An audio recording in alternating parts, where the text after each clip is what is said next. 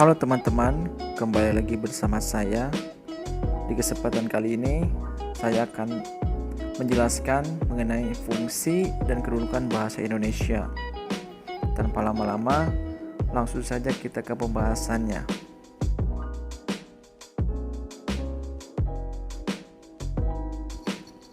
Latar belakang.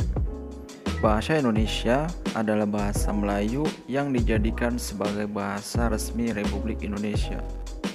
Meskipun demikian, bahasa Indonesia digunakan sangat luas di perguruan-perguruan, di media massa, sastra, perangkat lunak, surat menyurat resmi, dan berbagai forum publik lainnya. Sehingga dapatlah dikatakan bahwa bahasa Indonesia digunakan oleh semua warga Indonesia. Di era modern ini, bahasa Indonesia telah berkembang secara luas, bukan hanya di Indonesia, tetapi juga di luar Indonesia. Sejarah bahasa Indonesia. Para ahli berpendapat bahwa cikal bakal bahasa Indonesia adalah bahasa Melayu kuno yang dalam perkembangannya kemudian melahirkan sejumlah dialek regional dan dialek sosial yang tersebar luas di wilayah Asia Tenggara. Selain itu, bahasa Melayu yang menurut para pakar seperti Plus 1983, 1984, Nodover 1996, Collins 2005, berasal dari wilayah Kalimantan Barat, telah pula melahirkan dua dialek atau ragam politis, yaitu bahasa Indonesia dan bahasa Malaysia. Di samping dua ragam politis lain, yaitu bahasa Melayu di Singapura dan bahasa Melayu di Brunei Darussalam.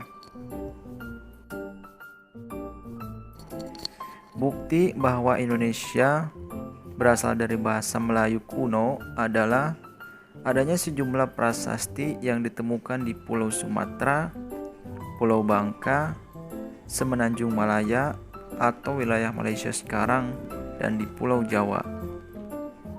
Prasasti itu ditulis dengan menggunakan huruf Pallawa, yakni aksara yang dibawa oleh orang-orang Hindu ke Indonesia. Fungsi dan kedudukan bahasa Indonesia. Bahasa Indonesia telah dinyatakan sebagai bahasa nasional sejak tahun 1928.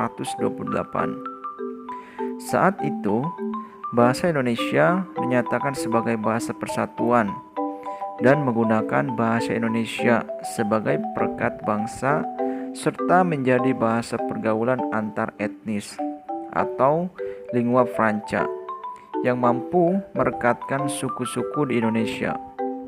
Dalam perdagangan dan penyebaran agama pun, bahasa Indonesia mempunyai posisi yang penting. Alasan dipilihnya bahasa Melayu sebagai bahasa nasional adalah sebagai berikut. Pertama, bahasa Melayu telah berabad-abad lamanya dipakai sebagai lingua franca, bahasa perantara atau bahasa pergaulan di bidang perdagangan di seluruh wilayah Nusantara. Kedua, bahasa Melayu mempunyai struktur sederhana sehingga mudah dipelajari, mudah dikembangkan pemakaiannya, dan mudah menerima pengaruh luar untuk memperkaya dan menyempurnakan fungsinya.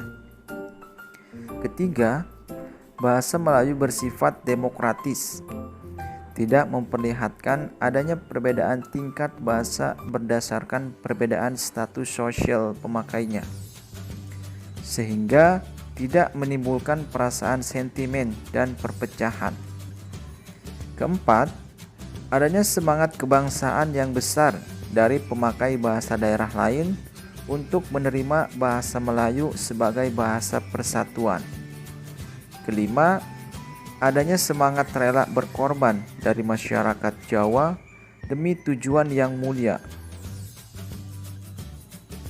Fungsi bahasa Indonesia. Pertama, sebagai identitas nasional. Kedua, lambang kebanggaan bangsa. Ketiga, alat komunikasi. Dan keempat, alat pemersatu bangsa. Kedudukan sebagai bahasa negara. Pertama, sebagai bahasa resmi kenegaraan. Kedua, bahasa pengantar resmi lembaga pendidikan. Ketiga, bahasa resmi di dalam perhubungan dan pembangunan.